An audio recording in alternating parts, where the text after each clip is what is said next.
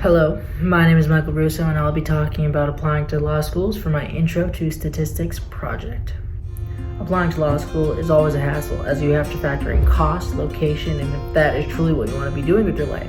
As a criminal justice major with minors in political science and a paralegal certificate, after I graduate from Marist College, law school is definitely what I want to be doing. Subsequently, that is why I chose the topic of law, mainly because it would go great with my career.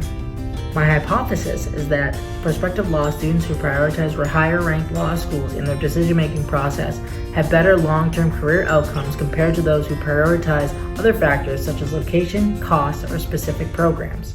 I chose this topic not only for my love of the law, but also because I don't have the expertise to dive into deeper studies of the law for my statistics project. I also took the opportunity to become a deckhand for American Cruise Lines. This entails working 12 hours a day, 7 days a week, cruising around the Mississippi, Ohio, and Cumberland rivers.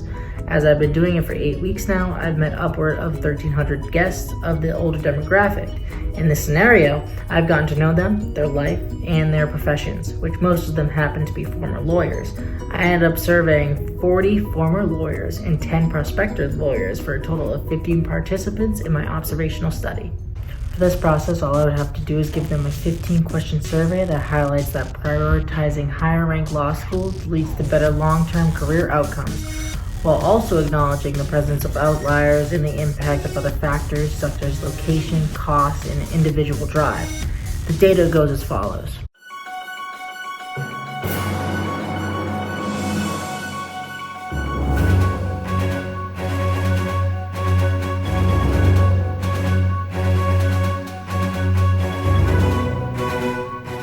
Group 1 would be the respondents who prioritize higher-ranked law schools, as the random variable was the number of respondents with better career outcomes, and the proportion was the proportion of respondents with better career outcomes. Group 2 would be the respondents who prioritize other factors such as location, cost, and programs, as the random variable and proportion was the same as Group 1. The null hypothesis is where the proportion of respondents with better career outcomes is the same regardless of whether they prioritize rankings or other factors. The alternative hypothesis is where the proportion of respondents with better career outcomes is higher for those who prioritize rankings over other factors. With this in mind, a 5% level of significance would indicate a 5% risk of concluding that there is a difference when there is none. From the data, the sample size is 50 respondents. The respondents prioritizing ranking is 50% or 25 respondents. The respondents with better career outcomes who prioritize ranking is 72%, where the random variable is 18. The respondents prioritizing other factors is 50% or 25 respondents. The respondents with better career outcomes who prioritize other factors is 28%, where the random variable is 12.5. Using this and plugging the statistics into the z-test, where P1 equals 0.72, P2 equals 0.50, and P equals 0.61, z approximates to 1.596. Using a standard normal distribution table, the p-value for z equals 1.596, or a one-tailed test, is approximately 0.055. This test indicates that there is not enough statistical evidence at the 5% level to conclude that respondents who prioritize higher-ranked law schools have better career outcomes compared to those who prioritize other factors. This is because the p-value 0.055 is slightly above alpha 0.05.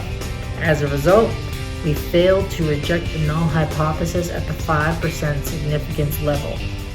The test is definitely close enough to warrant further investigation with a larger sample size or additional data. The test did not support my hypothesis mainly because of my sample size, but there are other factors looking back on the experiment that may have improved my results. Overall, the survey might have a selection bias as some of the people are coming from American Cruise Lines and are primarily from higher ranked law schools, as I should have specified in my survey. Also, I should have made my responses anonymous, even though it was kind of hard to reduce social desirability bias. The last improvement I could have made, even though this wasn't really possible, was having a longitudinal study for my sample size, but I couldn't control that because of the timing. Thanks for watching my statistics project.